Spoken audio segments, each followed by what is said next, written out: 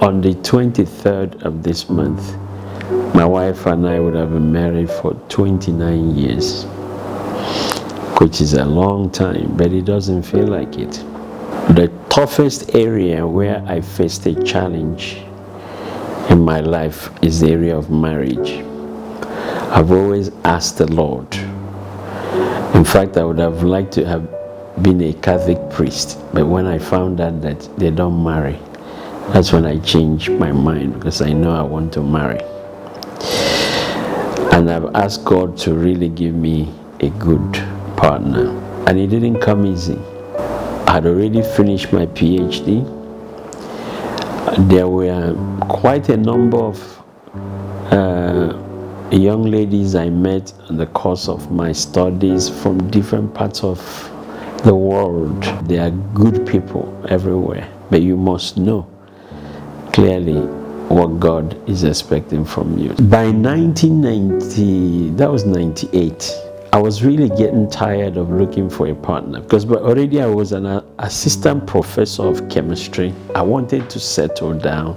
By 1998, I was tired of looking. In fact, I told my parents never to raise that issue again. I cut off from everybody. But in November 1991, my alma mater, Indiana University of Pennsylvania, where I did my BS and my Masters, had invited me to come and do a seminar. When I landed in Atlanta, Georgia, a good friend of mine from my hometown came and picked me up at the airport and told me that they are having the meeting of my people from Abagana in Anambra State on Sunday, that I should attend before I go back to Tennessee. So I said, okay, I will attend. Not knowing they were setting me up to meet a young lady. If he had hinted me there was a young lady they were trying to, I would have just left immediately for Tennessee. So I was in the hotel on Saturday. Sunday morning after service, he came and picked me from the hotel and took me to where my people were meeting in Atlanta, Georgia.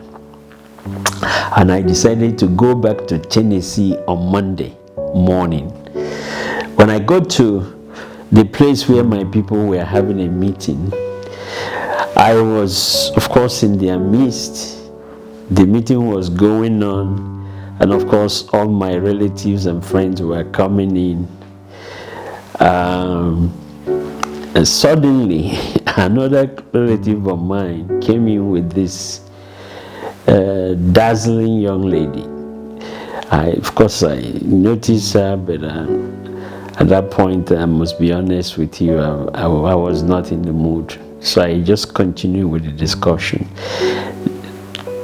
When my wife, who is now my wife, when she went upstairs, the mother to my friend who was hosting the meeting saw her and said to her, "Are you married?" And she said no. He said, "Perfect, you are going to be the wife of my son," referring to me. Of course, I had no idea the conversation that was happening upstairs. So when we broke from the meeting, I went upstairs and I saw her sitting on the chair. You know, as a fine gentleman that I am, I went up to her and said, "I don't think we have met, have we?" She said, "No." I said, "What's your name?" She introduced her name. I said, "Nice to meet you." And then we started sitting there. As we were sitting there, I clearly heard the Lord say, "This is your wife." I said, "Okay." I pretended that I didn't hear anything. Of course, at that time, her hair was so long, was even touching her hips. Such long hair. Today, all those hair are gone. Don't tell her I said that. But the point I'm making is that once I saw her, I was not in the mood. I was not looking. But once I saw her, I knew she was the one. This was on Sunday afternoon.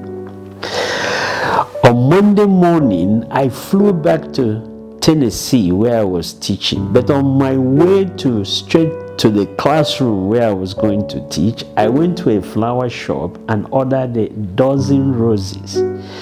and sent to her in Atlanta with a simple note. Such a pleasure to meet you. Not knowing there was another young man also in Atlanta that was interested actually in her. I didn't know there was a competition going on. But let me put it, my wife's uncle is married to a lady from my hometown. So that one was rooting for me, if you know what I mean. So when the news came that somebody had sent dozen roses, they were not sure whether I was the one or if it was the other guy. When the envelope was now open and it was from me, of course, my sister who is married to the uncle, of course, told them that only gentlemen from my hometown can do that. But the point is that I met her on Sunday, sent the flower on Monday. By Wednesday that week, I had already proposed to her. Why? Because I heard. The Lord said to me, she is your wife. And very soon we're going to be celebrating our 29th year. Has it been easy? No. But I can tell you, as we grow, especially in this assignment that God has given us, Institute for National Transformation, I can tell you that I can't think of any partner that can walk with me and the way we have walked together. And we actually get stronger, not weaker. So, what is the lesson there? Never marry by look. Never marry by what the person has or doesn't have. Always hear the voice of God, because it's not who you are when you marry that you will become later. There's actually something greater that God wants to make of you, and both of you will have to mature into it.